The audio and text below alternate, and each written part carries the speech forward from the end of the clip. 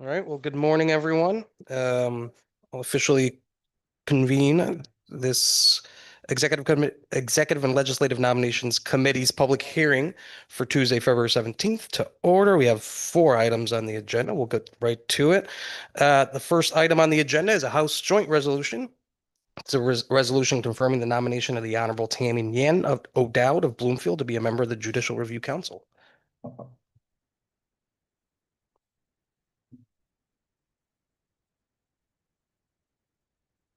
Morning. Just hit the button. You can raise your right hand. Do you promise, swear, and affirm to tell the truth, the whole truth, and nothing but the truth? Yes, I do. Wonderful. The floor is yours for any opening remarks. Thank you.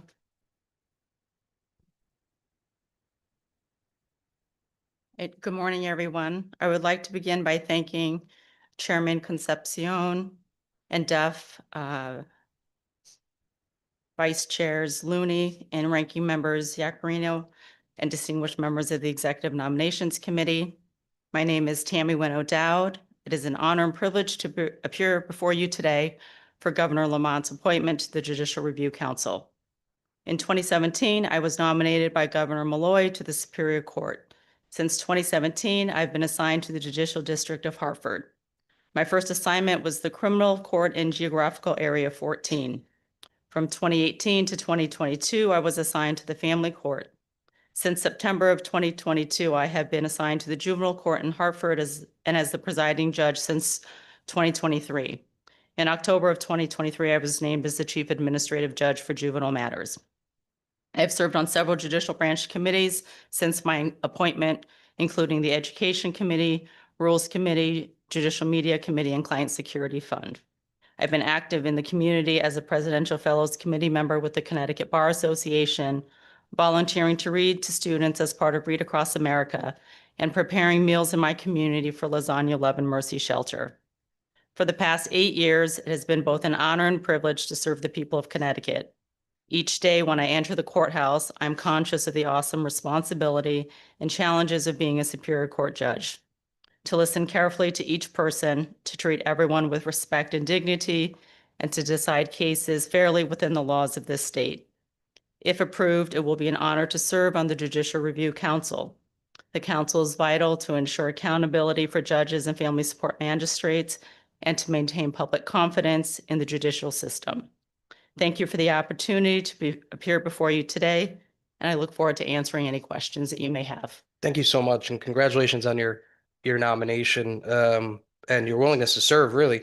Can you just talk, is this your first nomination? Meaning, have you sat on the council before? This is my first time. So you haven't tried any of the complaints or anything? I've been to 3 meetings now 3 meetings, and any complaints that you've had to that go we've through? gone through. Yeah. Yes. So in the 3 meetings, we've had multiple complaints that we've had to review. November, December, and January we've met. So we have another meeting tomorrow. And do you do it as a group, or are there individual cases for each one of you? We do it as a group. So the chair compiles all of the documents for us to review the complaints, and there's a brief description of each complaint and the outcome for us to review. And within that process, every other month it's in person and virtual. So tomorrow we'll be meeting in person, and we'll discuss each of those complaints separately as a group. Sometimes we'll vote that day, and on some occasions we've had to carry over the matter for the next meeting, just because someone has wanted additional information before we make the decision. Got it. And this question might be unfair just because you're so new. Do you know what percentage of complaints get dismissed? I don't know offhand. I know that they have an annual reporting with regards to an aggregate of the number, but I don't know what that is offhand. Great. And speaking of the annual report, again, not your fault, but if you can make the recommendation. So I went online not too long ago to the Judicial Review Council site on the state, and it has not been updated in years, which includes the annual report. So any recommendations or any push you can do to make sure that that's little published. Obviously, transparency is huge for us. So we want to make sure that the public has all the information that they can get. Certainly, I'll pass that along tomorrow. I appreciate that. I might have a few other questions, but in interest of time, I'll turn it over to my colleagues, starting with Co-Chairman Duff. Thank you, and good morning. How are Good you morning. today? I'm well. How are you? Good, thank you. And thanks for taking on this responsibility. Certainly appreciated. And it is important that we have processes and procedures to ensure that we hold folks accountable, but we do it in the fairest and best way possible. We've had in the past, when we've had folks coming in for the Judicial Review Council, moments where the public has said the process is not transparent enough, that there should be more transparency amongst in the complaint process. But as a judge yourself, and how you see this works, because there have been a number of increased complaints over the years. How do you see the balance between the transparency aspect of things along with the ability to kind of be able to investigate without making sure that somebody's name is not unduly put in the public eye if it's not necessary?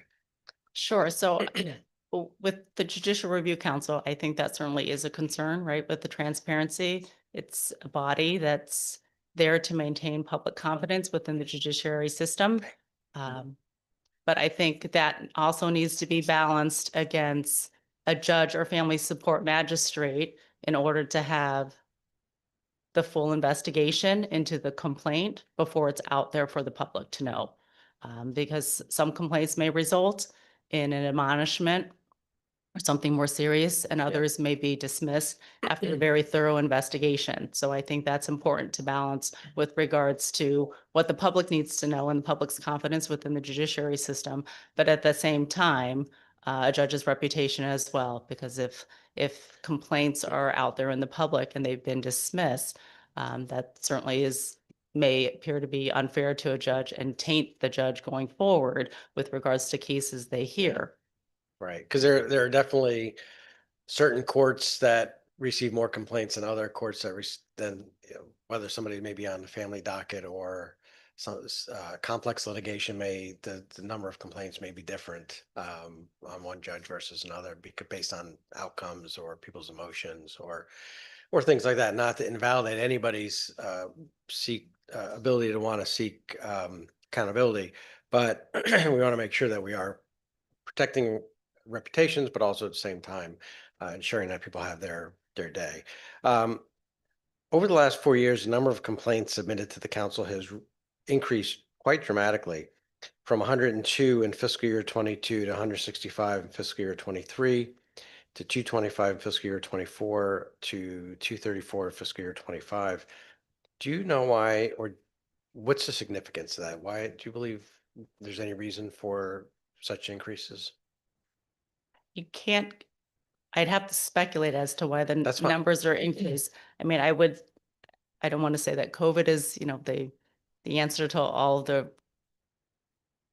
numbers here, but there are cases where parties have had to wait with regards to their cases being heard from COVID, and there's increased number of self-represented litigants as well. And I sat in family court for 4.5 years, so I can certainly share with you that most of my judicial review complaints came from family court. So with the increase in self-represented litigants who may not necessarily understand the purpose of Judicial Review Council versus being dissatisfied with the court's decision and having another process, which is the appellate process, I think that may be accounting for some of those numbers as well.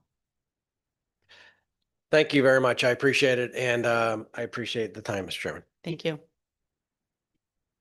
Senator Berthel. Thank you. Good morning. I apologize for my slightly tardy appearance this morning. Congratulations on your appointment. Thank you. Good morning. I think we're probably all looking at a similar list of questions, and I don't know what the first question was that you asked, Mr. Chairman. You made it up. Okay. So I'm just curious that one of the council's duties is to make recommendations when a judge has been nominated to serve on a different court, or when a judge, family support magistrate, or administrative law judge is up for reappointment. Under what circumstances should the council withhold its recommendation for appointment or reappointment, in your opinion? I don't know if it's a matter of withholding. I think that information is necessary to have in order for the Judiciary Committee to have all the information with regards to making that decision for reappointment or for elevation to a higher court. So I think the information is there for the Judicial Review Council to provide to those bodies that are making the ultimate decision whether or not to elevate the individual or for reappointment. Okay, so just as thank you for that. And just as a to continue with the rest of the question is when, so you're saying it's not to withhold, not to withhold. So I guess maybe I'll be a little more blunt. When would you not recommend? When would you not, when would the council say this person, this judge, magistrate should not be moved to a different court? Under what circumstances? I think if it was something where that judge had received multiple complaints that did not result in a dismissal and that there were multiple admonishments with regards to those complaints, I think those would be situations where there would be consideration as to whether or not to move forward with that individual or not. Okay, so thank you. And I think that's really what I wanted to have you, what I wanted to hear you say, only because I think it lends a very high level of credibility. Not that there was any question as to whether or not the council was credible, but certainly I would expect that that in your role, you and your peers would be required to look at other actions or other inquiries regarding the performance of a judge, and before we would move, or magistrate, before we would move that person to another courthouse. So thank you. I appreciate that. Thank you, Mr. Chair. Thank you, Representative Yakarino. Thank you, Mr. Chair, and thank you for being here. You've served on the board, is that correct? Previously under Governor Malloy and this governor? Not on the Judicial Review Council. Okay, you're new. That's what I wasn't sure. You're new. So when I look at this, how many members are on it? Like on the council? On the council. The reason I'm asking that is because when there are issues, and if there's definitely issues, how do you? 12. Oh, there's 12. Okay. So do you meet have a meeting if there was a complaint against a judge or process? Do you debate it internally and then you address the issue? Or do they get notice and you address it? I'm just trying to figure out what you actually are going to do. And I appreciate what you do, by the way. Sure. The whole council. So I can run you through the process. We're having a meeting tomorrow. So in the last few weeks, we have been receiving emails with attachments with regards to the complaints that we will be reviewing for tomorrow. We're going to meet in person tomorrow. So every other meeting is in person versus virtual. So tomorrow's meeting is going to be in person. So we have those complaints in advance, the complaints as well as a description, a little synopsis of the description of the complaint. And so it gives each member enough opportunity to prepare and have a discussion. And then after the discussion tomorrow, they'll be presented individually to the entire group, and then we will vote on it. And all votes are recorded. In some instances, since I've sat in the meeting since November, so this will be my 4th meeting tomorrow.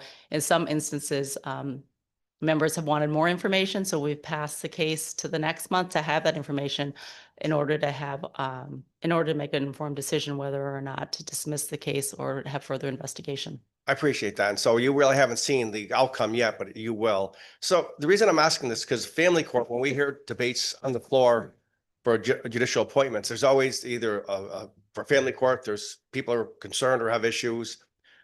Are those issues that we hear, will be addressed through judicial review of the justices?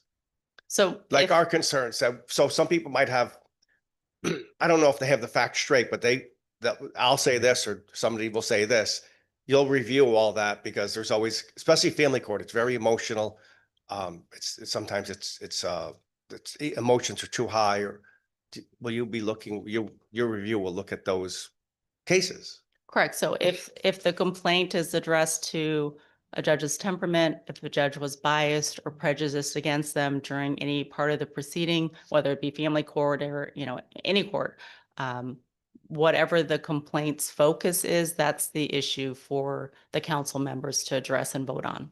I appreciate that. The reason I'm asking this, because women, I've had women complain to me in district that moms, and they feel like they're not heard as much. And they just feel the system's unfair.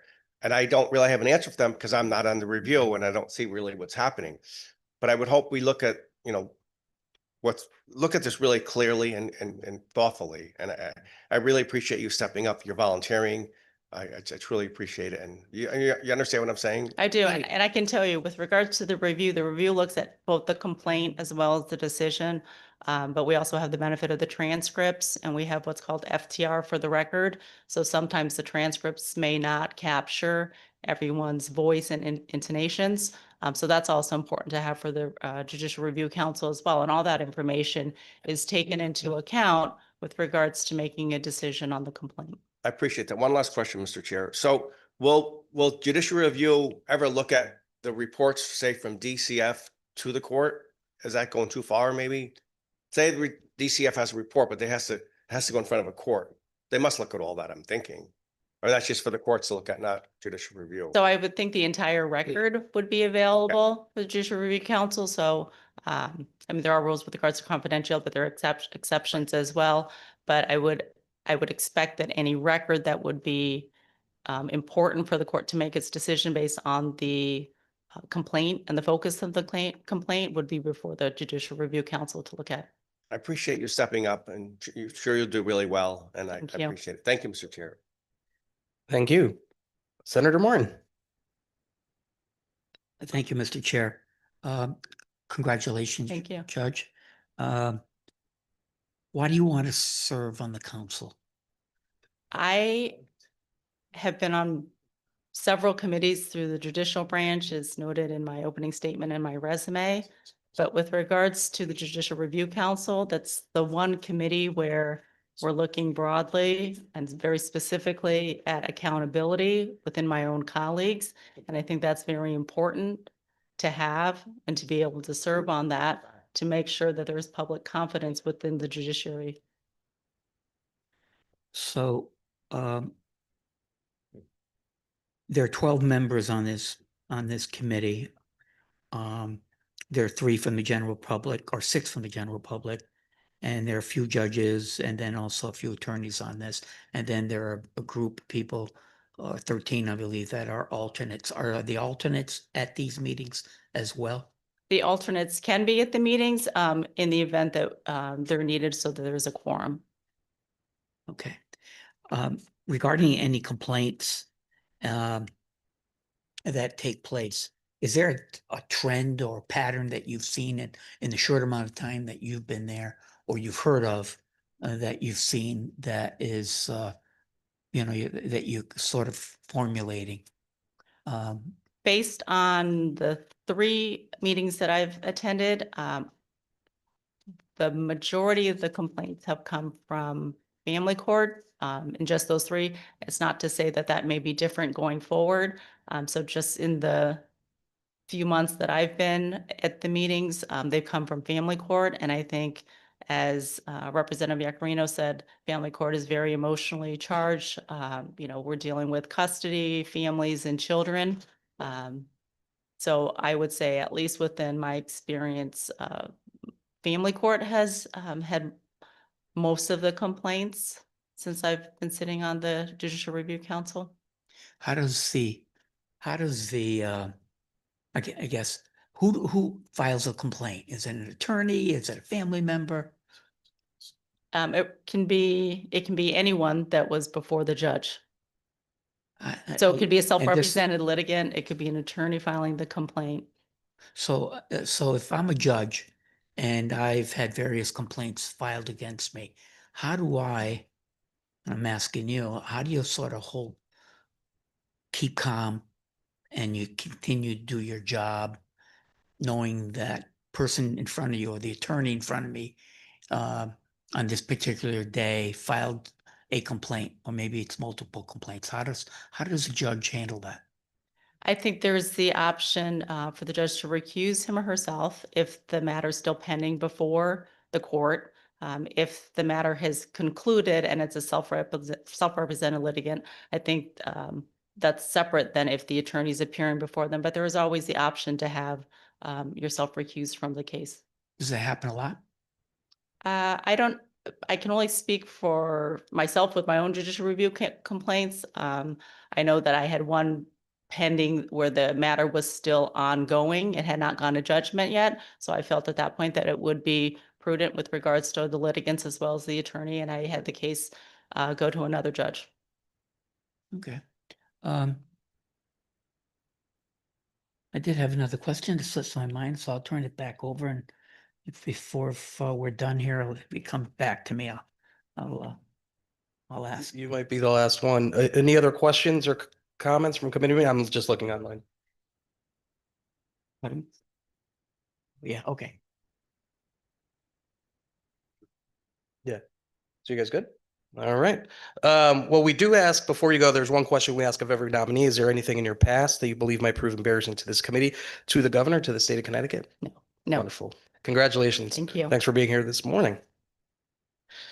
All right, moving right along, we have another House joint resolution in this public hearing. It's item number 2. It's resolution confirming the nomination of the Honorable Eugene Calistro Jr. of Guilford to be a member of the Judicial Review Council. Morning. Good morning. Just raise your right hand. Do you promise to swear and affirm to tell the truth, the whole truth, and nothing but the truth? I do. Wonderful. Floor is yours. Thank you. Again, good morning and thank you, Chairman Concepcion and Duff, Vice Chairs Looney and Godfrey, Ranking Members Yacarino and Berthel, and distinguished members of the committee. My name is Gene Calistro Jr., and I am honored and grateful to have been nominated by Governor Lamont to serve on the Judicial Review Council. I have been a judge of the Superior Court for the past 8 years, having been nominated by Governor Malloy in 2018. Prior to my appointment to the bench, I served the state of Connecticut as a senior assistant state's attorney from 1992 through 2018, as well as being cross-designated as a special assistant United States attorney in New Haven in 2016. Since appointment to the bench, I have been assigned to hear juvenile matters in Waterbury between May 9th, 2018 through August of 2018. I was then assigned to preside over criminal matters in the Bridgeport Judicial District, geographical area number 2, as well as criminal trials in both the GA and Part A from August 2018 to March of 2020. Excuse me. I was then assigned to hear virtual habeas trials in the Middletown Judicial District during the COVID pandemic from May of 2020 through August of 2020. I was assigned as the presiding judge for the Superior Court for New Haven, GA 23, from August 2020 to the present time. I've had the privilege to serve on various legal judicial committees, such as the Judges Education Committee for 3 years, and presently serve as chair of the Investigative Grand Jury Panel since 2020. Outside of court, I am an active member of the National Alliance of Mental Illness, NAMI, having presented in the past, also as a past treasurer of the Connecticut Judges Association for 2 years, Quinnipiac University mock trial judge from 1995 to 2023, and as a court liaison for the Connecticut Bar Association's Court Visitation Program. We often speak to the accountability of judges, family support magistrates, and workers' compensation commissioners who hear and adjudicate legal matters throughout our state. The JRC's mission addresses that accountability by promoting public confidence in the courts and the integrity and independence of the judiciary and ensuring high standards of judicial conduct on and off the bench. It is crucial that each complaint that comes before the JRC be thoroughly investigated and each complainant be provided notice and, if warranted, an opportunity to be heard. If appointed to JRC, I would be honored to serve on the council. I thank you for the opportunity to testify before you today, and I welcome any questions you may have. Thank you. Judge, thank you so much. Congratulations on your nomination and your willingness Thank to you, serve. Representative Concepcion. Really appreciate it. So this is a new It is. a new initial appointment, correct? Correct. Have you been to any meetings yet? 3 meetings along with Judge Wendt. For our own purposes, can you just take us through a typical meeting? Certainly. So as Judge Wendt said, in advance, we get all the complaints. We actually have to, and then those are confidential, but I get them through my email. And there is a return receipt, so make sure that we got them. Those are reviewed ahead of time. And then John Walkley, the executive director, will compile an investigation. We'll talk about the either remotely or in person. As Judge Wendt said, tomorrow there's an in-person meeting. And at that meeting, you'll have the 3 judges, you'll have the 3 attorneys and the 6 lay people. discuss the case, thoroughly go over it's not a rubber stamp process. That's the best thing about this. And I was really impressed more so by the lay individuals that raise questions that you might not think of, but it is certainly a team effort. And then deciding whether there's been the complaint is justified, whether there's probable cause, or for that matter, whether it needs further investigation. And that's occurred also, as Judge Nguyen had indicated. The FTR and any complaints that come through with a claim that somebody's demeanor isn't right, somebody's abused that. The FTR is a huge tool. It's kind of analogous to police officers with body cams, because a judge should know that they're being recorded and that their demeanor, their comportment is there as well. But so in the end, there's a vote and there's a decision to either find the probable cause, and then the case moves on in the process. I have not been part of that yet. I've sat in on the first meeting where there was a meeting where a judge was sanctioned and suspended, but I was not part of that vote. But that's the first meeting we ended up going to. It was a leftover meeting, and then the other decisions of whether it's beyond the statute of limitation that would result in a dismissal of the 1 year, or whether there was no basis in fact, and the dismissal would enter as well. And I voted in those 3 meetings on those. Great. Thank you for that answer. Chairman Duff mentioned the amount of complaints last year in FY25, which were, I think it was 234 complaints. And 151 of those complaints were dismissed, so a little over 64%. Do you happen to know if that number is consistent year over year? I don't know You don't? that. I don't Okay. have an answer for that. I'm sorry. Well, no worries. I appreciate that. Your professional background is pretty diverse. And how do you see that helping you to be an effective council member? I think I have the tools to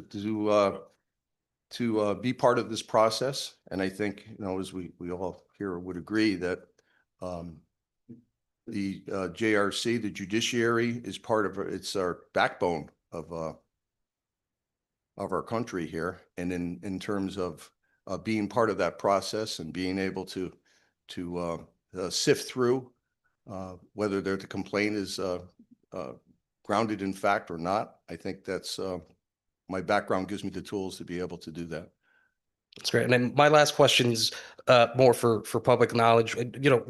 What do you think the council's role is to ensure that the public knows that they have this right to due process, that this council exists, right? And again, the increase over the last 5 years has been great, but I still don't feel like there's enough information out there for the general public that they have this right. So what do you feel the council's role is to ensure that that our residents know that this is an option for them? Yeah, and part of that would be to distinguish between what is their appellate right and bringing a complaint.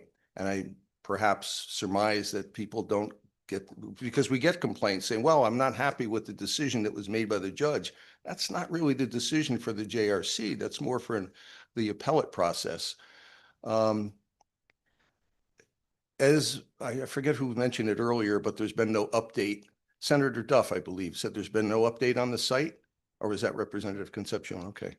So there's been no update on the site. Along with that, we have a pamphlet for the public, perhaps something, some type of video, some type of something that can get out there to explain fully what their rights are in bringing a complaint to the JRC. And that just has not been done. Thank you so much. With that, I'll turn it over to Chairman Duff. Thank you. Thank you and good morning. Morning, Senator Duff. Good to see you.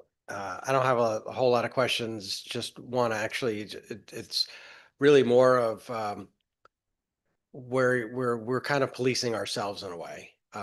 Where my other job outside of here is a realtor, and if people have complaints about what we've done, there's a process amongst the board where you bring complaints in, and then there's arbitration and kind of determination just to kind of stay out of the public eye to a certain extent.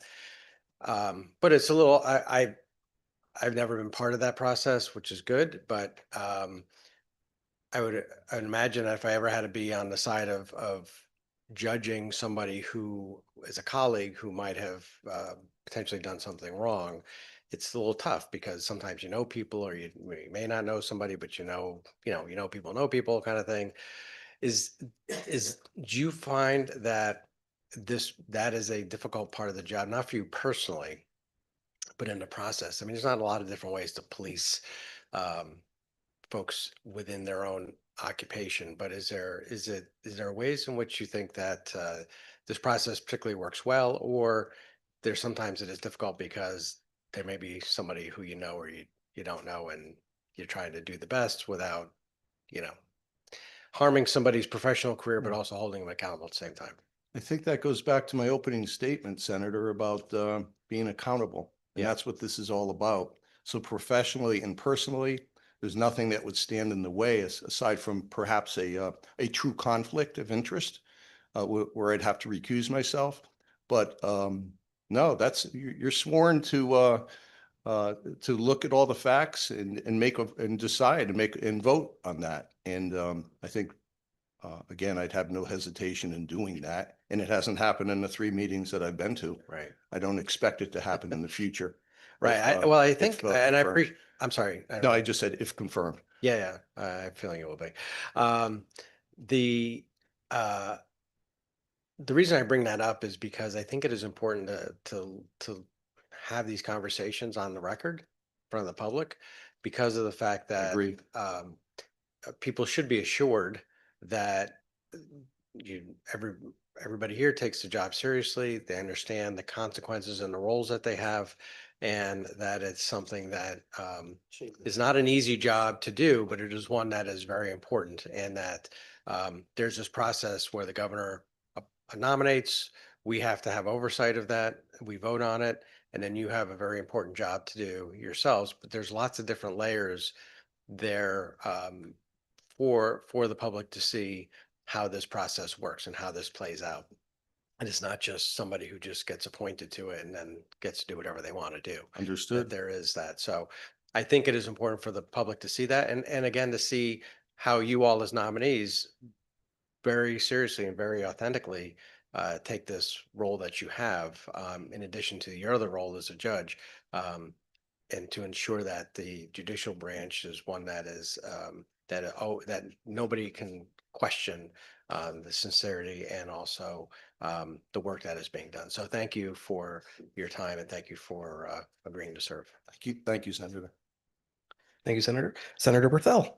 Thank you, Mr. Chair. Good morning and congratulations on Thank your you, Senator. appointment. Good morning. And I guess in line with some of the questioning that has already taken place, the law also provides for the council to bring sanctions against judges for temperament that adversely affects, quote, the orderly carriage of justice.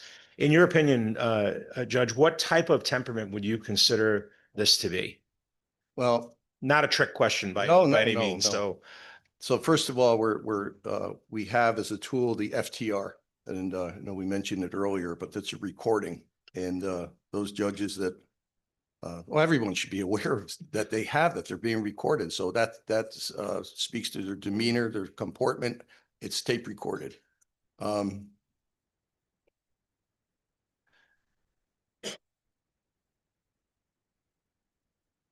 In terms of the demeanor that I would look to, it's somebody that's just completely out of hand. A complaint would usually spell that out.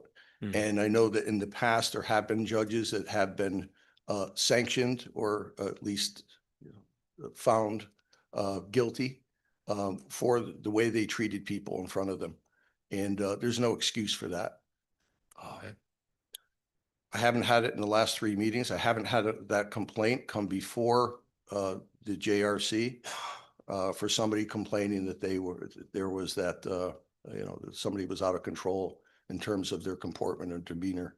Well, I look at, and thank you for that. I appreciate you, and I appreciate the pause that you had to take to kind of think about that as well, because it's a pretty serious matter. I think when, we look at, unfortunately, we look at Hollywood sometimes as the way a courtroom plays out. I think of like the most famous courtroom scene in A Few Good Men, right? With Tom Cruise and Jack Nicholson having it out on and that's a court martial, right? Of a high ranking officer.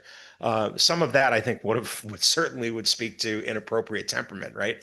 But when we come back to reality in Connecticut and I look at the courtrooms that you have both served in, our prior nominee and yourself, you deal with some pretty emotional things that are going on. I mean, I don't ever want to have to be before a judge for anything, or if it is, it's going to be for, a small claims thing or something that no one should get yelling and screaming about. But I think that to your point, there's a certain decorum and a certain level, even if you're certainly allowed to get angry and upset about something, but in the performance of your duties, just like us as legislators in a very different way, we shouldn't lose our cool or take it out on someone who's before us. So I think this is an important role that the council provides in if there's that type of complaint, to really kind of flesh it out and see if it was justified. Was it something that was just in the heat of the moment of the proceedings of the trial that was going on, or is this behavior that's just not is unbecoming for someone who is sitting on a bench? So thank you for your answer. I appreciate Thank that. you, Thank you, Senator. Mr. Chair. Thank you. Thank you, Senator. Representative Yakarino. Thank you, Mr. Chair. Thank you, sir, for being here. I apologize for missing the opening. I think we might have Good met morning. before because I visited the New Haven Superior Court a number of times with Judge Fisher and Judge Ionati. I'm friends with Judge Ionati. Actually. He's up in Waterbury these Yeah. days. Actually, North Haven. I think we have 8 or 9 judges that live in North Haven. Yes. Anyway, I do appreciate you have a wealth of experience and knowledge. I appreciate you stepping up Thank you, to Representative. volunteer. And I think your experience will help quite a bit. I did ask the question earlier about family matters. All issues are delicate. I think family matters seem to be the most delicate. And like I said earlier, some of our members on the floor will complain about some judges, their temperament. So if that was to happen, and we discussed that, does the judge actually get benched from the bench? Do they, if they're reprimanded and they're found that they overstepped they just overstepped their boundaries, are they actually suspended for any time, or just? Well, that's one thing that could happen. The other is they could receive an admonishment. They could be censured or suspended up to 1 year. Anything beyond that, there's a recommendation made to the Supreme Court for judges and family magistrates, but not workers' comp. That would have to go to a governor for recommendation for removal from office, those kinds of things. But again, I haven't had that in the last 3 Right. meetings, but any one of those options is available, assuming that good cause was found that the complaint was justified. Right, I appreciate that. I like the numbers were, I think most of the complaints were not only dropped. I don't know the terminology. I'm not a lawyer. Dismissed. Sorry. Correct. No, I don't. fine. I asked my questions earlier to the previous judicial review candidate. I support you. I wish you the best. I think you do well with your experience, and you'll still be, of course, serving on the bench. Is that correct? I hope so. I have my judicial I'm sure I reappointment hearing tomorrow. I'm sure I I'm voted. back to back. I'm sure I voted for you in the past. But That's why I just- hesitated, Senator Berthel. It was because of the Robitis question from Representative O'Day. That'll come tomorrow. all time. So, yes. But it's a vital role. It's a vital role for Sunshine and for fairness. And I think the courts are the most vital part of our democracy. And I think you could argue either way, but I think it's a lot of pressure on courts. And I appreciate what you do and all your fellow men and women that do that. So Thank you, sir. I appreciate that. Thank you, Mr. Chair. Thank you, Representative. We do have Representative Quinn online. Thank you, Mr. Chairman, and congratulations, Judge. I guess the first question would be, are you staying overnight or are you going to drive back and forth for tomorrow? No, I have to make the commute, but thank you. At least I get mileage from the state. Thank you, sir. But in all seriousness, more as a statement rather than a question, having dealt with Judge Calistro both as a prosecutor and a judge, I know your temperament, I know your abilities, and I know that you're going to do a great job on this council because you bring the right skill set to it. And so I congratulate you for your nomination, and I'll see you tomorrow for your next hearing. Representative Quinn, thank you so much.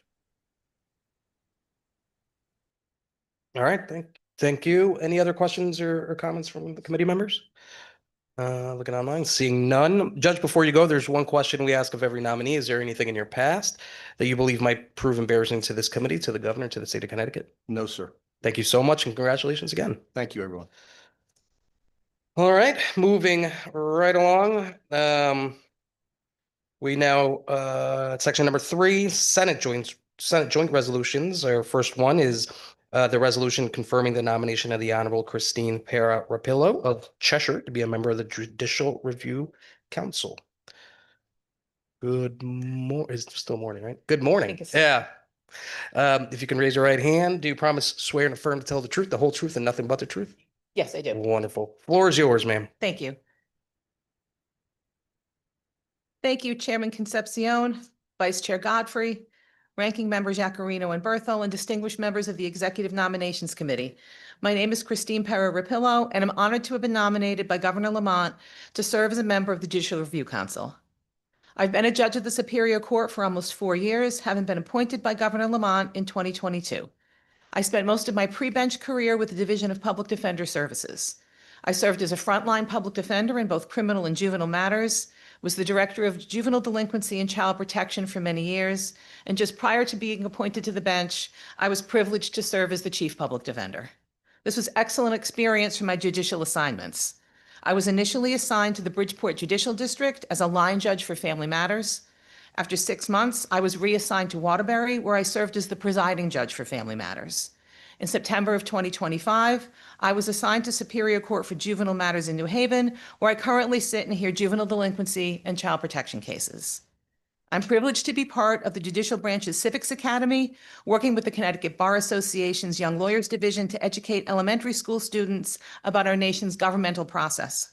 I also serve on the Judicial Branch's Education Committee and the Access to Justice Committee. The council provides a process that ensures accountability for judges, family support magistrates, and workers' compensation commissioners by thoroughly investigating and adjudicating complaints. The process provides notice to the judges, support magistrates, and commissioners, and gives them an opportunity to respond to any allegations. The work of the council is essential to ensuring public trust in our judiciary. And if approved, I'd be honored to assist in this mission. Thank you.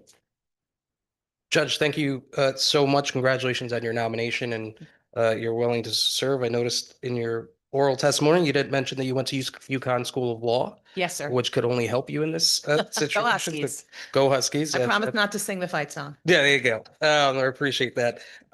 Just a couple questions. This is an initial appointment. It is. Okay. Have you been to any of the meetings? I've only been to one meeting. You've only been to one. Okay. Let me see. In your, again, very diverse experience, in your professional experience, how do you see that helping you as a role in on the council? So I think it helps in 2 ways. I think my administrative experience is helpful. I know one of the questions was about our ability to sort of sit and adjudicate cases from people we know. So as I worked my way up the ranks in the public defender's office, I became supervisor of people that I've been friends with. And I was eventually the leader of the entire agency. And I assure you that people that I had been friends with got into scraps and issues and had things that needed to be taken care of. And I learned how to do that, how to be fair and how to not use your personal relationship with people and to have to be able to put that aside in the role. The most important thing, though, is I spent a lot of time working with folks who sort of come from the same backgrounds as our self-represented litigants. Which is you've been discussing this morning, is where many of the complaints come from. And so I think that gives me experience to be able to look through a complaint, understand where somebody's coming from when they've filed the complaint, and maybe have a perspective that would assist people in trying to work through these issues. Thank you very much. A couple of us have mentioned the word transparency over the last couple with the last couple nominees. And I mentioned the website that has not been updated in quite some time. What do you feel is the council's role in ensuring that the public understands what their rights are and that this council is active and here to help the residents of the state of Connecticut?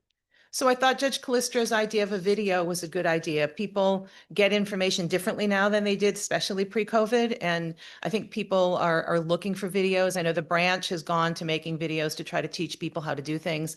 I think making sure there's signage in court. These complaints come from people's interaction with our courthouses. So really, I think we need to ensure that there's information in our courthouses so that people, when they're filing things or coming for their cases, have that information there. I love that idea. Really appreciate that. With that, I will turn it over to Senator Berthel. Good morning and congratulations on you. your appointment. I'm pretty sure that that I met you in the Waterbury Courthouse on that wonderful day that believe you that we guys did. do Yes. every year, and you bring the Waterbury I'm not in the Waterbury delegation per se, but Greater Waterbury, I guess, because I'm in Watertown. But I guess I'd like to get your response to the same question that I asked prior with respect to temperament. And judges, you in your specific role, and you just spoke to it, you're dealing with a lot of different people that are in the different judges in the judicial system. And again, I use the example of the A Few Good Men trial. You were sitting here and all that. What would you consider to be, what type of temperament would you consider that to be that would cross the border of, or cross the line of orderly, not being able to carry out an orderly carriage of justice? So I think arrogance that leads somebody to be disrespectful of the people in front of them, and I think a lack of patience. One of the things that I quickly found out was that you needed to be patient, particularly when you have a self-represented party and an attorney on a case.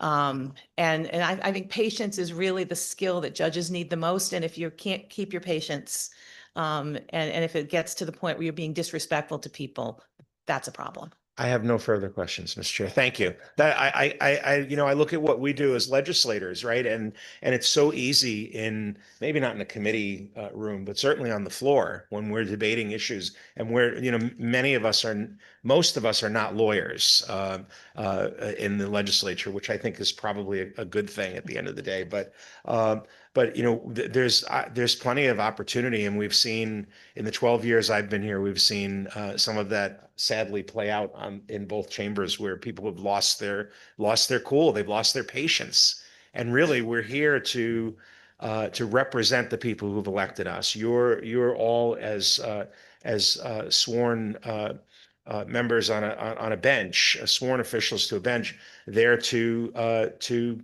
represent the public as well, and to uphold the law and make sure that it's being done the right way. So that's a fantastic response, and Thank you. And patience. Thank you, Mr. Chairman. Thank you, Senator.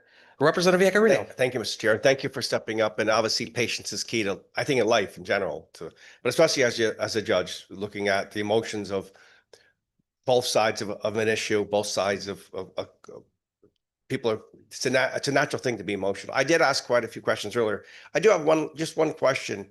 So if I was to have a complaint, do I actually sit down with the Judicial Review Board? Am I able to go in person? I don't think anybody asked that. Or is it all through correspondence and writing? So it's a form that's filled out. Okay. And I've only been to one meeting, so I'm not sure what assistance people can get from the staff at the Judicial Review Council. I believe they can ask questions, but it's a fairly simple form that asks the complainant to list out what their issues are. And in the few that I've reviewed, people seem to be able to do a pretty good job filling it out. They tend to be you can figure out what's going on based on what folks have put in there. And then there's an investigation that gets conducted by the executive director to add any other information that might be relevant. Thank you. Actually, I did think of one more question. So if I put the complaint in and the review board really wasn't sure, do you have the opportunity to look at the actual video do you videotape the courthouses? So it's not videotaped, but the FTR, for the record, the audio recording. The audio, yes. So we could listen. So I think when two of my colleagues were talking about that, you can hear. So somebody's complaint is, I was disrespected and I wasn't listened to. The judge called me a name. Well, we can check that. It's all recorded, and we can go back and listen to that. I figured that. I really appreciate you all stepping up today. It's very important for society, and appreciate your time. And thank you, Mr. Chair. Thank you. Thank you, Representative. Any other? Yep. Senator Martin. Yeah, thank you, Mr. Chair. Congratulations, first of all. At what point does it become public where, you guys do your investigation, there's a complaint there, and then you do your search for probable cause, and if there is probable cause, is it at that point that it becomes public? Because I see that there's a public hearing that's the next step, so to speak. So I think it doesn't become public until there is a public hearing. Okay. So all the deliberations up until the point probable cause is found, and then at that point, different things could happen. But at the point that there's a public hearing, my understanding is that that's when it becomes public. And again, I've only been to one meeting, so I haven't been completely through that process, but that's my understanding.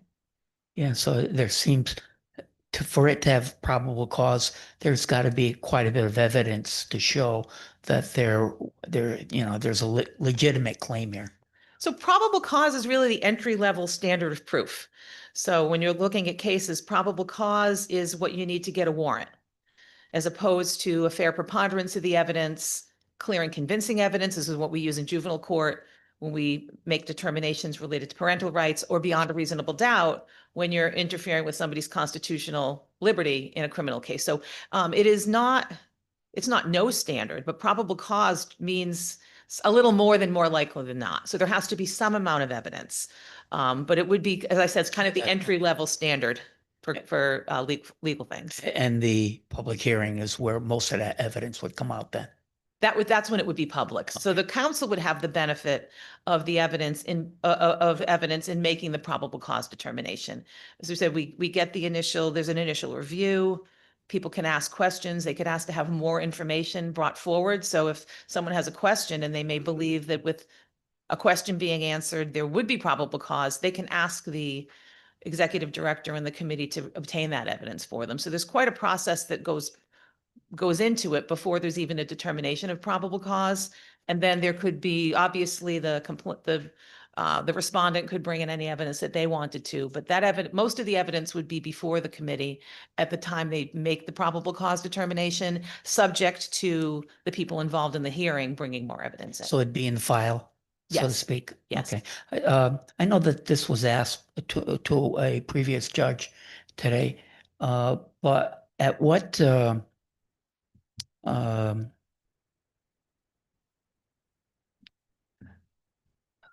just went blank.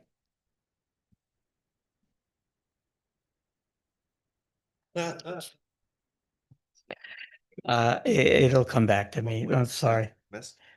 Pardon me? At what point is the judge reprimanded? No, no, no. I have one more crack at this. I'll get it. Thank you. Any other questions or comments from committee members? Representative Godfrey. UConn Law Class of 85, go Huskies. So you've already got a couple of pluses. I also serve on the Judiciary Committee. The previous, I'll be seeing him tomorrow. Yes. For his public hearing. And since this is your first appointment, I've heard a couple of the questions from the members of this committee that are judiciary. The Judicial Reviews Council reports on potential or actual judicial misconduct is part of the record when we look at the a re-up mostly. And I know you will take it seriously because it's a very serious thing. A lot of complaints I've seen over the years, the losing side in a divorce, kind of goes emotionally ballistic. We're aware of how that all works, but I really want to thank you for stepping up and being a part of this. One of the happy consequences of the Judicial Review Council has been judges know you're there, know you're watching, even if there's a process. And it makes a difference when they come up for their reappointment. It makes a difference if it's very serious. Questions get asked from the Judiciary Committee, its leaders. And I just wanted to congratulate you on being willing to step up with your peers, basically, to help us and help the public keep an eye on the judges. I watched the corruption in other places, in the judicial branches. And I'm just very happy we don't have that kind of corruption going on here in Connecticut. But we do need to keep an eye on all of the judges, the nominees. And I appreciate your willingness and ability to stand up and do that job. So thank you very much. Thank you. Checks and balances are what keeps us going. It's Good. good about our country. Thank you, Representatives. Senator Martin. Thank you again, Mr. Chair. My question was, it was asked earlier, and there seems to be an increase in complaints. And back in 2022, about 100, and now today it's almost like 235 or thereabouts. Why do you think that's happening? So I think I don't know specifically. There could be a number of reasons. Judge Wynn mentioned COVID. Of course, we blame everything on COVID, but we did have a backlog. So for a period of time, the whole judicial branch was hearing lots more cases. And so I think some of the uptick could be because things sat dormant for quite a while, and then we got going again. So we had more cases processing through all at once.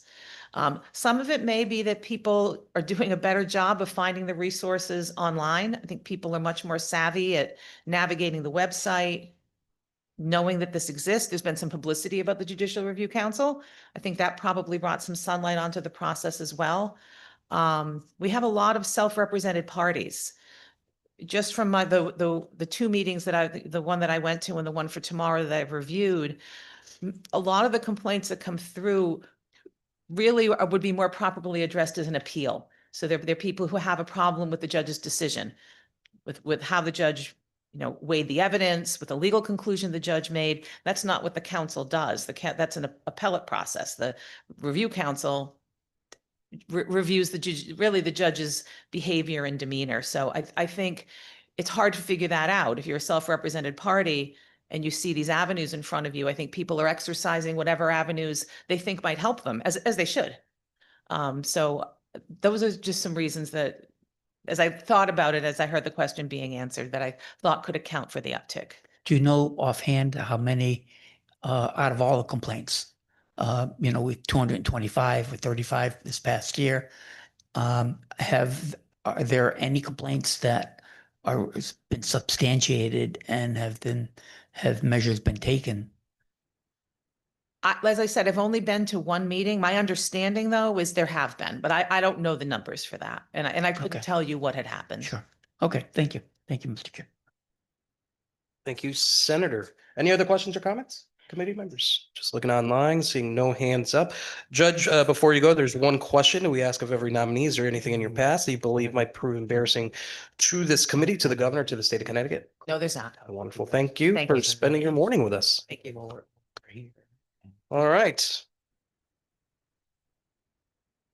The last item on today's public hearing agenda is a Senate joint resolution confirming the nomination of Mayor Harry Rilling of Norwalk to be a member of the Connecticut Port Authority Board of Directors.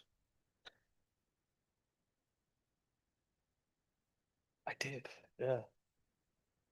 Good morning, Mayor. Good morning. You can raise your right hand. Do you promise, swear, and affirm to tell the truth, the whole truth, and nothing but the truth? I do. Wonderful. The floor is yours for any opening remarks. Thank you. Good morning. And thank you to Senator Duff for nominating me to serve as a member of the Connecticut Port Authority. I want to thank the committee for your time in evaluating my readiness. The senator and I have worked very closely together on behalf of the citizens of Norwalk, and it is truly an honor to have my name put forth. I've served the city of Norwalk for 53 years, 41 years as a member of the Norwalk Police Department, and 12 years as mayor. I was born and raised in Norwalk and have raised my family in the city that I love. I graduated from Norwalk Public Schools, as did my 3 children and 5 of my 7 grandchildren. Shortly after graduating high school, I enlisted in the United States Navy and served my country from 1967 until 1971. I had a top secret special category clearance and was assigned as a supervisor in the communications center of the Commander-in-Chief of the Atlantic Fleet. In 1971, I was honorably discharged with the rank of radioman second class. During my career with the police department, I rose through the ranks and eventually was promoted to chief of police, a position I held for 17 years before retiring in 2012. While serving the police department, I earned a bachelor's degree from Iona College in New Rochelle and a graduate degree from the University of New Haven. I've been an avid boating enthusiast for the past 40 years. I'm a 27-year member of the oldest boat club in the city of Norwalk, and I have a deep appreciation for Long Island Sound and the economic and recreational value it provides for our state and our cities. Moreover, I have been an advocate for environmental protection of the Sound and the wildlife living within. Growing up in the city of Norwalk, I remember a time when Long Island Sound was polluted by toxic substances being released into the water daily. People would avoid swimming in the Sound for fear of exposure to those substances. Thankfully, through the diligence and dedication of boaters and environmentalists, the waters of the Sound are much cleaner now than they have been in decades. There is, however, much more to be done. I am committed to working with the Port Authority and other organizations to make the waters of the state of Connecticut an asset of which we can all be proud. And again, I thank you all for your time today, and I'm ready to answer any questions you may have. Mayor, thank you so much for your willingness to serve on this committee and for you spending your morning with us. I represent the city of Hartford. We don't have a port here, but I can certainly understand the importance of the Port Authority and all the ports, especially when it comes around economic development and around this state. So I guess my first question to you is what do you see as the major opportunities and challenges facing the Port Authority? I think really upgrading all our water treatment plants is very important because a lot of the, when we have an overflow or a heavy rainfall, a lot of that overspills into the Sound, and we want to make sure that minimizes those instances are minimized, and that we don't pollute the Sound. And we want to make an education of the people that use the Sound, the boaters and so forth, making sure that they understand the importance of working hard to make sure the Sound and all the waters around Connecticut are clean. Do you think that the Port Authority has done a good enough job on promoting its ports when it comes to tourism? I think most of the cities on the Sound probably have done a lot of that. I know we have in Norwalk. I've only been to one meeting for the Port Authority and really haven't been able to dig into some of the activities and some of the promotional things that they might be doing. And do you have any ideas on some capital improvements that you might recommend specifically around Norwalk? Just as I mentioned, sewage treatment plants are very, very important. I know that we're looking at the city of Norwalk where we're fortunate. Our sewage treatment plant is very good, but we also are going to renovate it and make sure that we upgrade it so it's as well as it can be done, as well as it can be. Mayor, thank you so much. Again, look forward to supporting your nomination, and thanks for, again, stepping up as you always do. Thank you. Chairman Duff. Thank you. Good afternoon, Mayor. How are you? I'm well, Senator. How are you? Good, thank you. Thanks for being up here, and thanks for your willingness to serve and to take your love of the water and help on the Connecticut Port Authority. That is very much appreciated. We've had some good success in Norwalk over the years with new docks and also the visitor docks and also the docks for residents as well as dredging.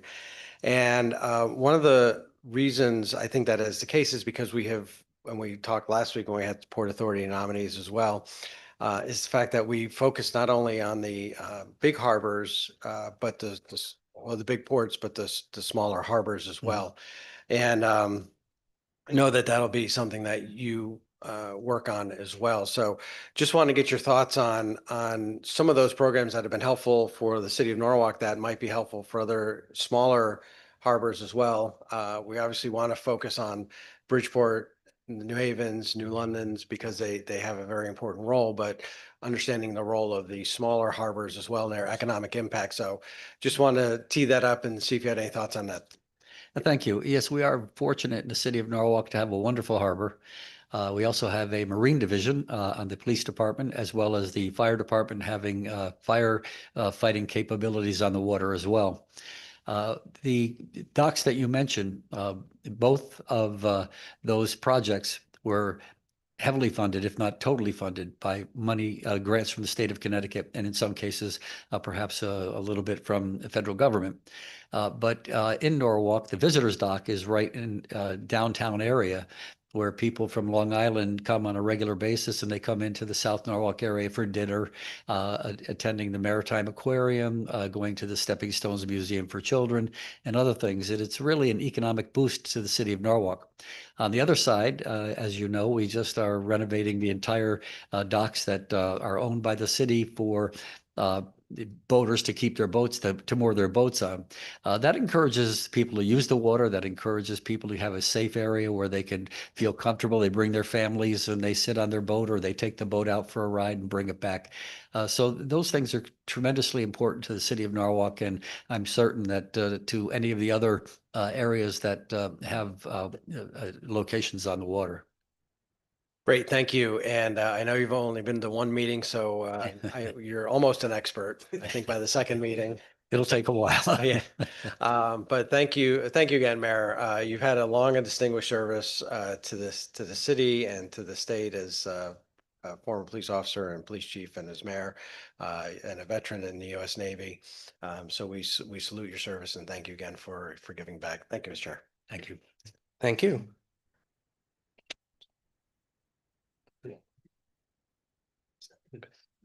Sure thing. Senator Russell. Oh, no. Hold on. Just want, thank you, Senator Mr. Chairman. Lewis. Just wanted to welcome Mayor Rilling, whose public service of the state continues, and you were a great public servant in your capacity as police chief in Norwalk, as mayor, and now taking on this as well. So we can't have you just go into retirement because we need your involvement. Thank you, Senator. Thank Senator you. Berthel. Thank you, Mr. Chairman. Mr. Mayor, thank you for your willingness to serve in yet another capacity. Thank you for your service to the armed forces as well. Just piggybacking on what Chairman Duff spoke to a moment ago, you know, you've had some great success in Norwalk with the development of your pier. The redevelopment of the Connecticut State Pier out in New London, right? Significantly exceeded initial cost estimates and faced a number of challenges. How can the CPA ensure that the state sees a return on its investment in that pier? And what can CPA learn generally from the project to improve any future projects it undertakes? And before you answer that, I would say that you probably come in as the newest member who has the most relevant experience, having if what you spoke to is true, which I'm not in any way doubting that, and you've built this great experience and have a healthy port in Norwalk. How do we fix what's going on with the port out, the state pier, if you will? Yeah, they did discuss the state pier at the only meeting I attended. You know, with COVID and the supply chain shortages and everything seems to cost a lot more nowadays, including labor and so forth. So it is a big challenge. We noticed whenever we did something in the city of Norwalk, except for our schools, and thanks to Senator Duff for that, our schools that we built, everything seems to cost a little bit more. But I think the economic value is in the fact that it brings tourism to the state of Connecticut. It also brings industry to the state of Connecticut.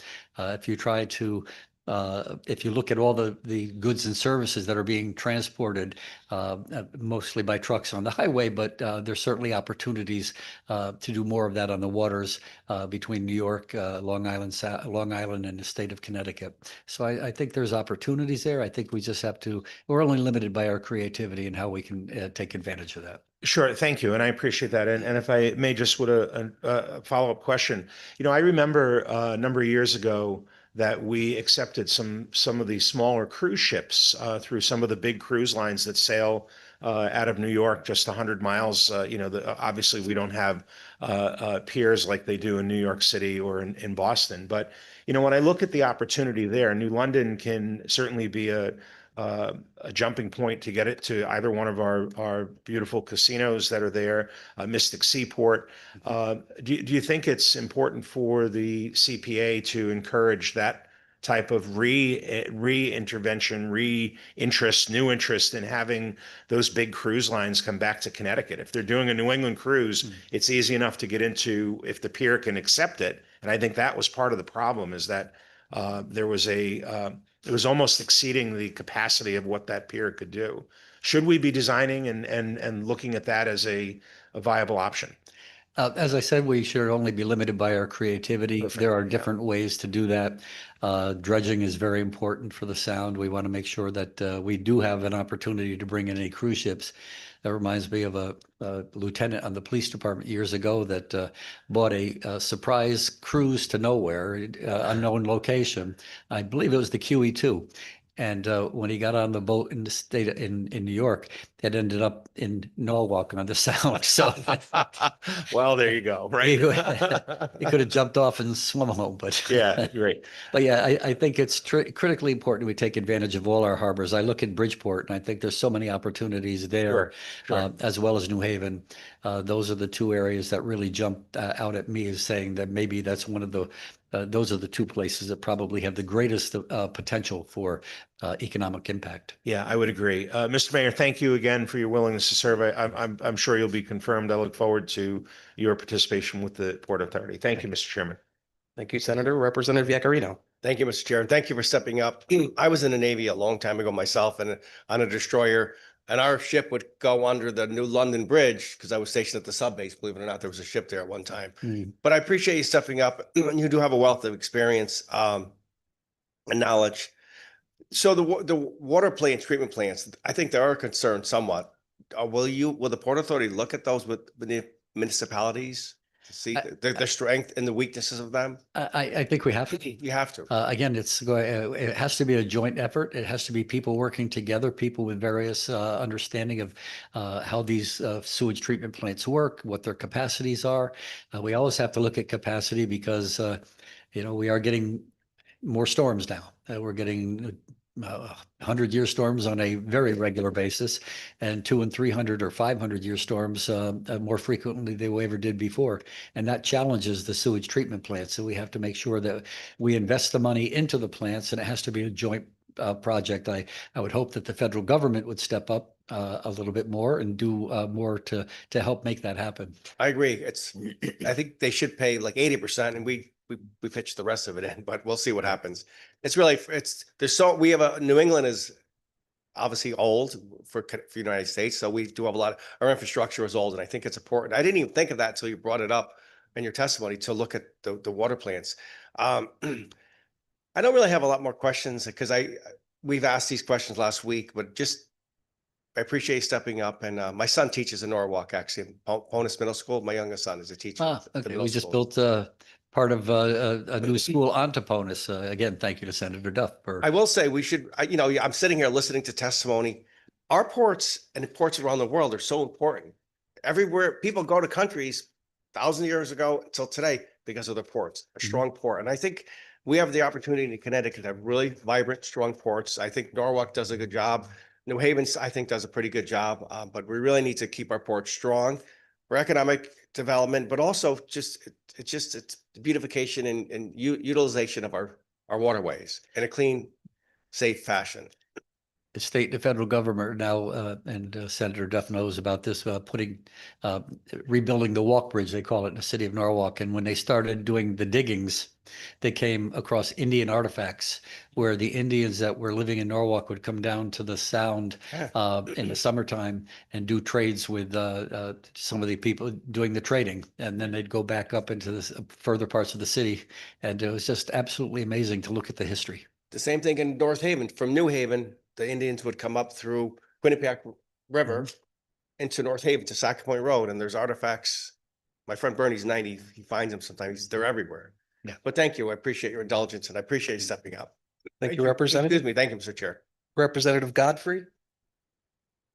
Congratulations, Mayor. Thank you.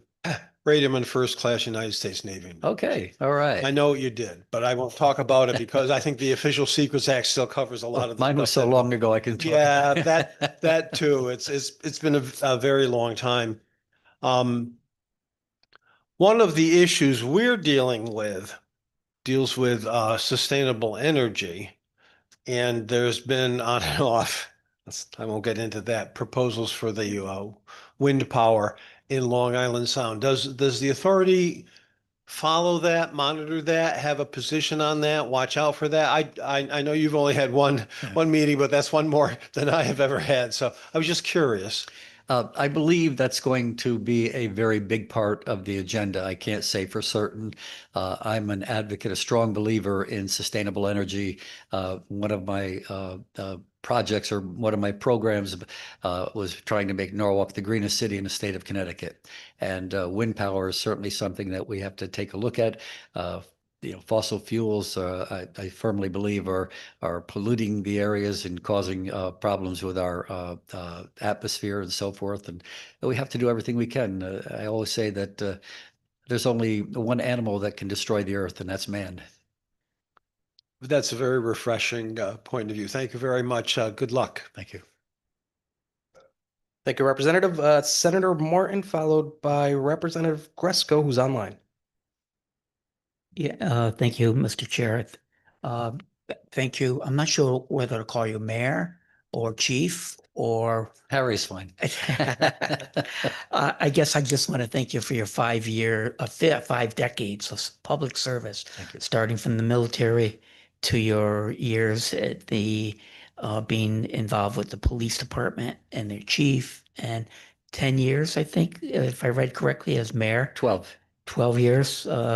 That's just commendable and remarkable. It speaks. I don't know who you are, but when I read stuff like that here, it means a lot to, for this type of appointment anyway. Thank you. And just a quick comment regarding the renewable energies. I think there's common ground that needs to be met because I think the cost of the renewables, we have to figure that out in order to compete against the current fuel source that we are now using. It's just a combination needs to be had here. So thank you for your willingness to continue to serve. So thank you, Harry. It's been my pleasure. Thank you, Senator. Representative Gresco. Thank you, Mr. Chair. Chief, good to see you. Thank you for your willingness to serve. Congratulations on your appointment.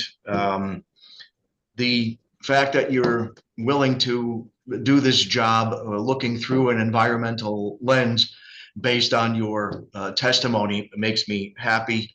My predecessor, Representative Backer, was a Norwalk born and bred, so that makes me very happy going forward.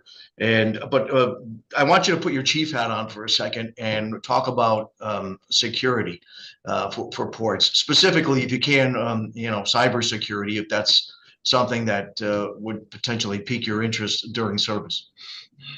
Absolutely. It's just there's so many scams and hackers out there trying to get into any of our systems. I think cybersecurity is really one of the most important things that we have to look at. We in the city of Norwalk we're in the process of hiring a CISO to make sure that they did everything they could to protect our systems, to make sure that everything that we have is protected from some of the hackers and so forth. So cybersecurity is critically important. We also have to look at domestic terrorism. We have to look at terrorism from other sources. Our electric grid is critically important to our survival.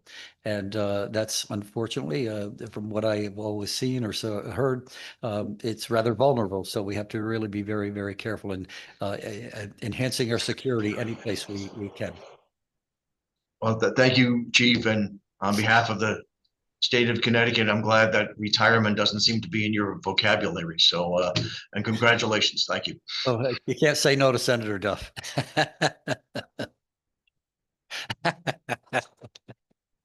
Thank you, Representative. Any other questions or comments from committee members? Seeing none and seeing none online, Mayor, there is one question we ask of every nominee. Is there anything in your past that you believe might prove embarrassing to this committee, to the governor, to the state of Connecticut? No, there's not. Thank you so much for being with us today. Thank you. And thank you to the committee. All right, with no other items on the public hearings agenda, we will adjourn the public hearing and move directly into the meeting agenda once our clerk is ready to go. Good? Yep. All right, so I will officially convene the Executive and Legislative Nominations Committee meeting for Tuesday, February 17th, 2026 to order. We have 4 items on the agenda. The first one being a House Joint Resolution for review is the resolution of confirming the nomination of the Honorable Tammy Nyang O'Dowd of Bloomfield to be a member of the Judicial Review Council. Is there a motion? Motion made by Representative Godfrey. Is there a second? Second by Representative Yakarino. Any discussions? Seeing none, Mr. Clerk?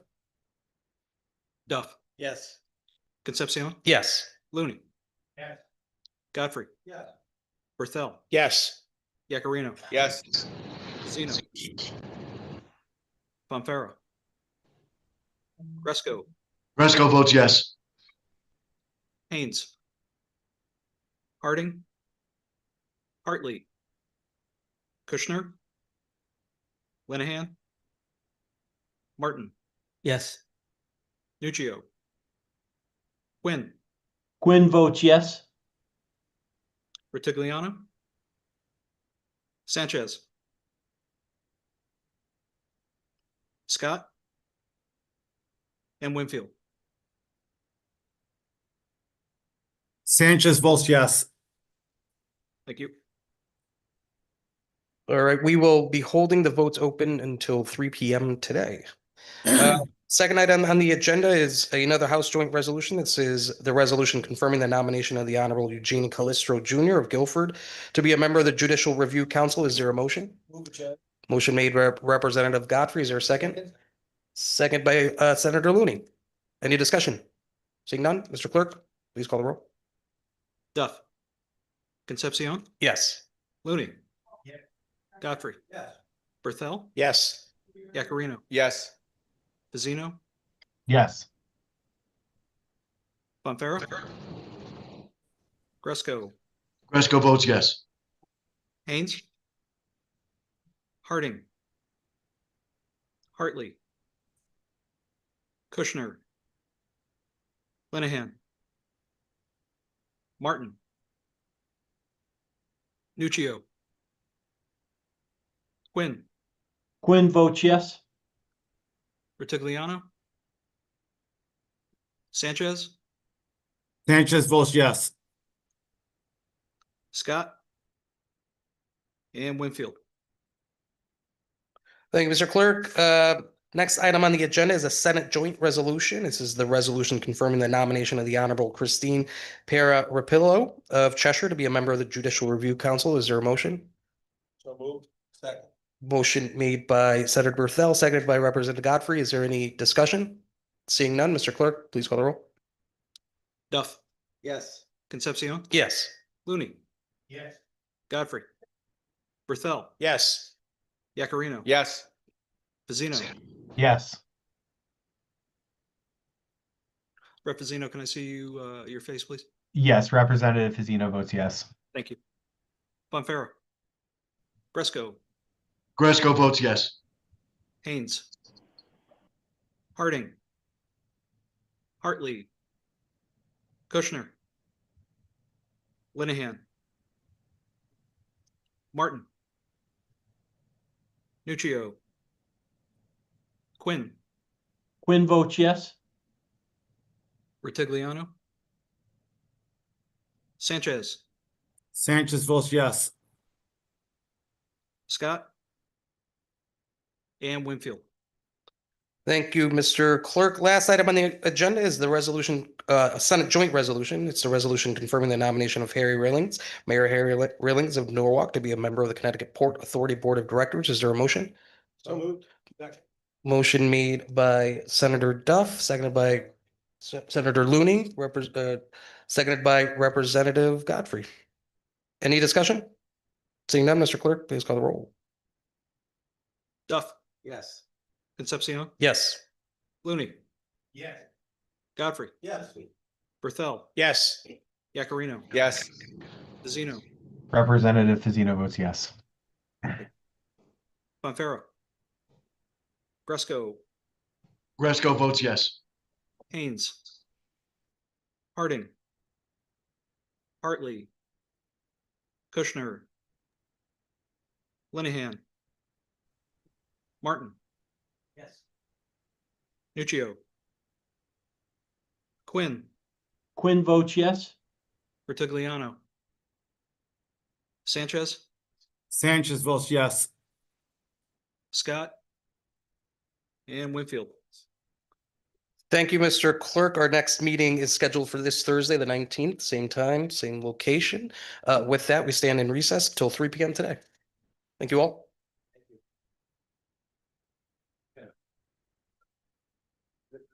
There's the, I Dean, think it's.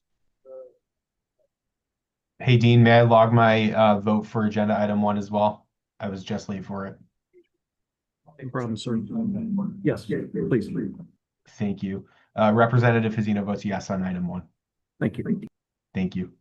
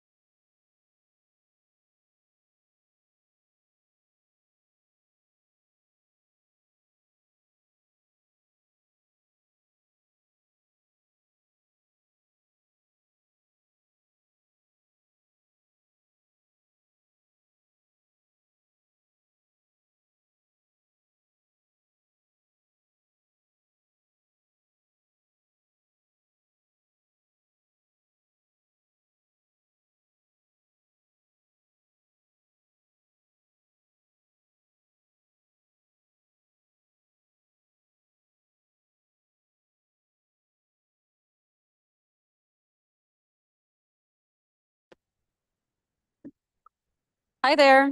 Are we in a room? I can walk into a room if we're in a room. Oh, hey, Representative. Yes, we're in room 1000. We're behind the cafeteria. Behind the cafeteria, Yes. room 1000, So you hang it right before room 1A 1A, hang a right. Okay, and past the restrooms, and then we're in the back on your left. past the restrooms in the back. I'm on my way. Okay. Thank you. I'm like, where are you talking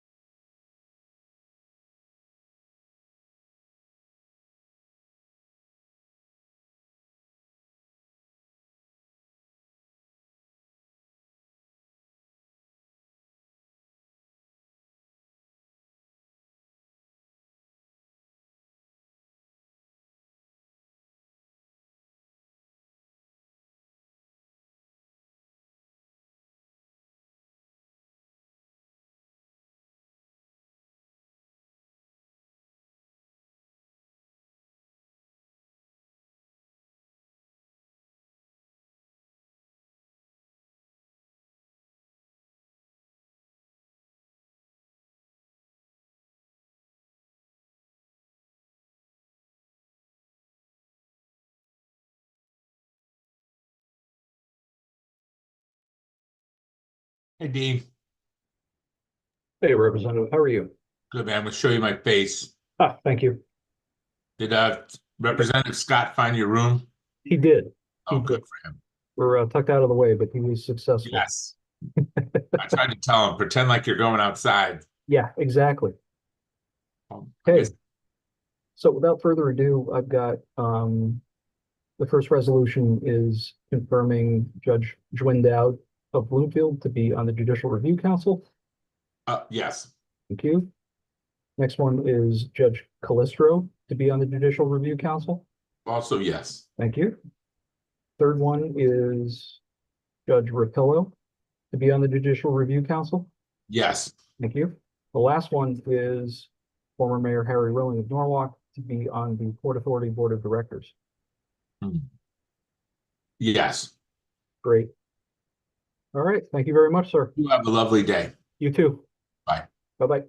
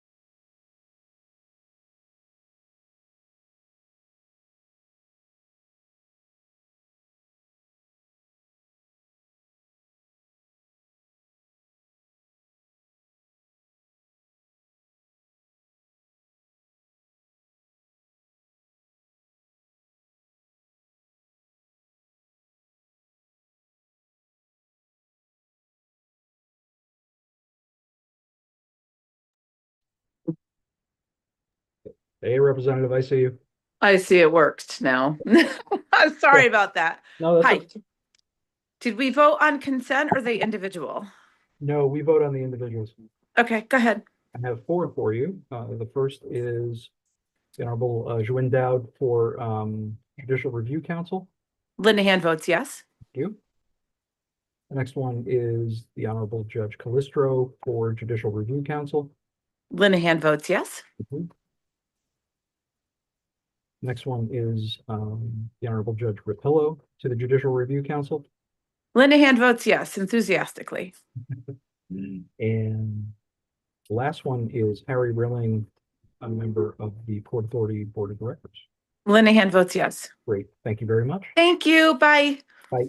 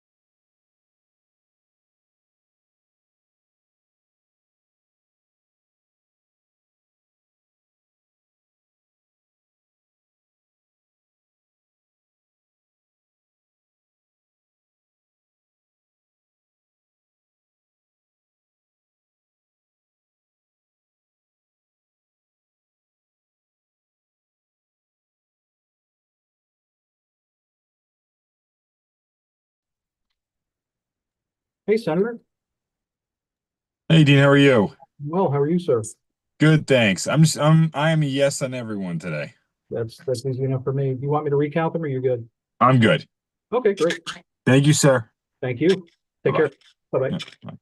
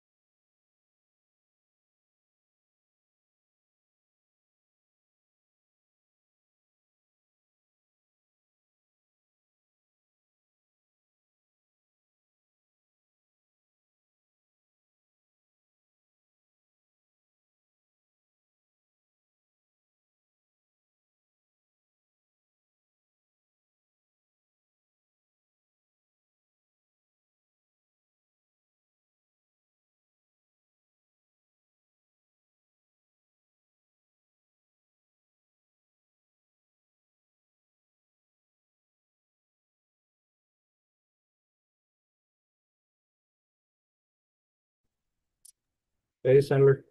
Hi, Jean. How are you? I'm well. How are you? Good. I'm ready to vote. Okay. So I have, the first three are resolutions for the Judicial Review Council. I can barely hear you, though. Hold on. How about now? That's better. Okay. I'm happy to shout if you need me to. Wait, it's weird because I can't hear you hardly at all. Yeah, it may be volume on your end, perhaps. Can you hear me okay? Well, I raised the volume to 100%. Oh, okay. I can barely hear you. Oh, sorry about that. Cameron, can you come take a look at this? Is there something I'm doing wrong? Yeah, I can hear you okay. Hey, Cam. Hello. Let's try testing audio.